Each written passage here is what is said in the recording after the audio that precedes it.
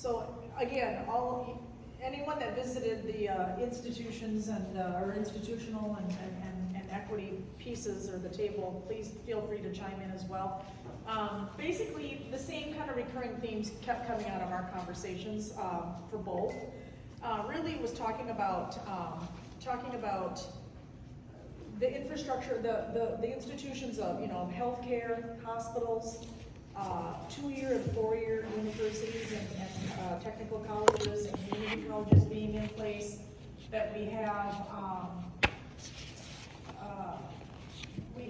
these nature preserves, and we have the Rydell Wildlife Refuge, we have Glacial Ridge, we have the golf courses and things like that.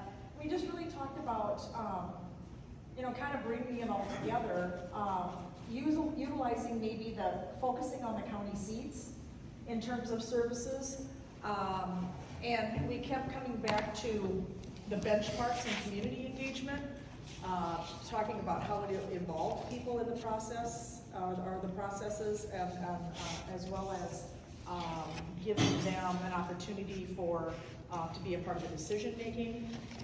We really emphasized the existing efficiency of existing public buildings. Certainly, we would aim for greener buildings if we're building new, but really to kind of concentrate on taking care of what we have was a recurring theme. And I could speak to that personally from the standpoint of libraries. Ours will be 40 years old in several months here, and it's really about preserving that and taking good care of that, so that we don't have to build green and build a new library for millions of dollars. As same with our other buildings. Childcare, making affordable childcare accessible and available, as well as nature play. And then we talked a lot about arts and cultural growth, a lot. We have lifelong learning and hopefully and sustainable training and education in place, but again, how do we bring people in to our communities and make them want to stay, to attract and retain folks that, whether they're single or married, or married and have children, or single and have children. Let's provide the spaces for nature, for growth, and then that takes us right into equity. We talked a lot in terms of equity about affordable housing security, access to nature, again, Glacial Ridge, Rydell, golf courses. How do you become welcoming and give a sense of belonging and a sense of community if you don't have a lot of these things in place? Whether it's affordable healthcare access, affordable housing, we need all of those things. 880 communities, same thing. Give people safe access to our libraries, to our healthcare, to the schools, like we talked about this morning with the little boy who couldn't, ride his bike to school. Make it more accessible.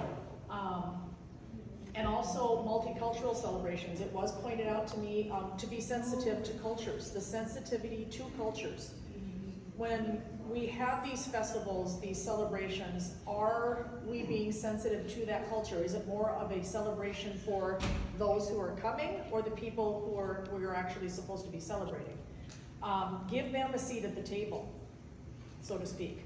Give them the opportunity, support them and encourage them, but help them, let them be a part of the planning. We will have more buy-in and cohesiveness in our communities if we give everybody a seat at the table, and that we're being sensitive to all in the process. So those were the big themes that came out of it. We also talked about multicultural celebrations and a tie into food security, food access, and community gardens. Again, another opportunity to not just learn, but grow, become healthier, and also learn about other cultures and healthier ways of doing things, whether they be sharing recipes, sharing gardens, access to food, all of